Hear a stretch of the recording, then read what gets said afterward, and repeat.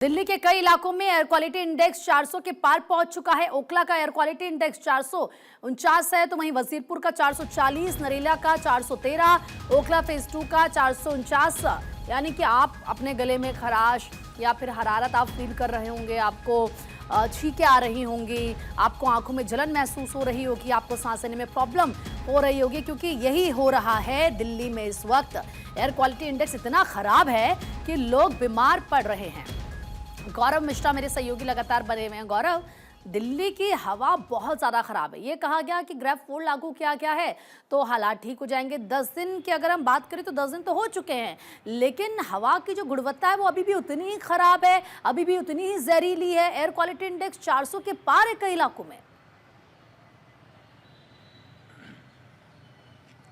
बिल्कुल, देखिए, हवा की गुणवत्ता बेहद ख़राब है, जाहिर सी बात है। और उसको लेकर के शासन प्रशासन स्तर पे लगातार जो प्रयास हैं वो भी किए जा रहे हैं। कल इसको लेकर के एक महत्वपूर्ण प्रेस कॉन्फ्रेंस भी जो दिल्ली सरकार की तरफ से की गई थी। दिल्ली की मुख्यमंत्री रेखा गुप्ता ने भी कल अधिकारियों के साथ जो बैठक है वो बैठक लिया था, और उस बैठक में एक फीडबैक लिया था कि अभी ग्राउंड पर किस तरीके के हालात बने हुए हैं। क्योंकि जिस तरीके के नियम लागू किए गए, वर्क फ्रॉम होम किया गया, 50% क्षमता के साथ जो कार्यालय हैं, चाहे वो सरकारी हो या फिर प्राइवेट सेक्टर हो, वहाँ पर लोग आके काम करें, गाड़ियों के आवागमन को थोड़ा सा कम करने की कोशिश की गई। दूसरी कोशिश ये भी की गई कि जगह जगह पर जो पानी का छिड़काव किया जा रहा था उसको और बढ़ाया गया, टैंकरों की संख्या बढ़ाई गई। इसके अलावा अगर हम बात करें दिल्ली के आउटर हिस्सों की, तो जो निर्माण कार्य चल रहे थे, चाहे वो भवन निर्माण कार्य हो या फिर सरकारी कार्यों को पूरी तरीके से रोका गया, और ये कोशिश की गई कि कम से कम ये निर्माण कार्यों को रोका जाए तो कुछ जो इम्पैक्ट है ज़रूर हवा के अंदर बदलाव जो है वो देखने को मिलेगा। और उसका बड़ा बदलाव जाहिर सी बात है देखने को भी मिल रहा है धीरे धीरे, लेकिन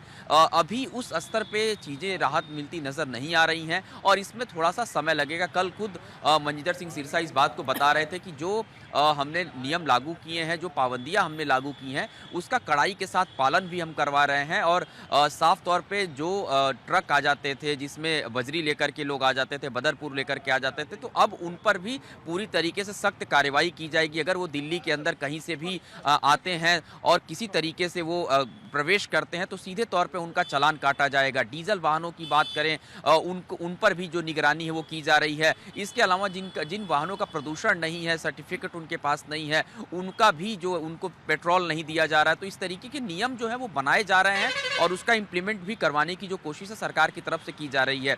दूसरी तरफ अगर बात करें वायु गुणवत्ता की, आपने भी बताया जगह जगह के जो हालात हैं वो अभी इसी तरीके से बने हुए हैं। उसका सबसे बड़ा कारण ये है कि जैसे जैसे ठंड अभी और बढ़ेगी, कोहरा बढ़ेगा, तो दिल्ली के अंदर इस तरीके के हालात और ज़्यादा परेशानी वाले होंगे। लेकिन इस बीच अगर हवाएं चलती हैं, खास करके रात में अगर हवाएं तेज गति के साथ चलें तो दिन में मौसम साफ मिलेगा। और कई बार हम इस चीज़ को देख भी रहे हैं। आज भी जब सुबह की शुरुआत हुई तकरीबन 6:30-7 बजे, दिल्ली के कुछ ऐसे इलाके थे जहां पर कोहरा देखने को मिला था, लेकिन 8 बजते बजते वो तस्वीरें थोड़ी सी साफ हो गई और निचले स्तर पर जो विजिबिलिटी है बिल्कुल सामान्य नजर आ रही है। तो उम्मीद यही है कि अगर मौसम इस तरीके से बना रहता, रात में हवाएं चलती हैं, तो उसका इंपैक्ट सुबह जरूर देखने को मिलेगा। फिलहाल में प्रीति। बिल्कुल गौरव, आपने सही कहा, लेकिन फिलहाल आपका बहुत बहुत शुक्रिया तमाम जानकारी देने के लिए, और ये उम्मीद करते हैं कि दिल्ली का एयर क्वालिटी इंडेक्स जल्द से जल्द बेहतर हो।